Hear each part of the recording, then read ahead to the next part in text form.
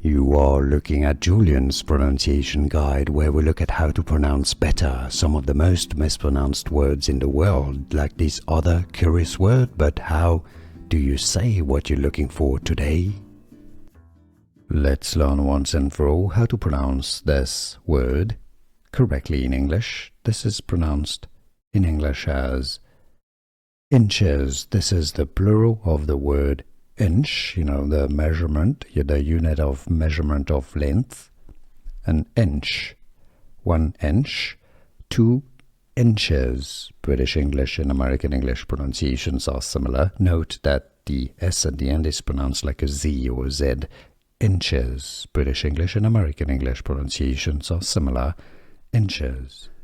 Here are more videos on how to pronounce more confusing words and names too many mispronounced. Like this video if you found it useful. I appreciate your support. I'll see you soon and thanks for watching.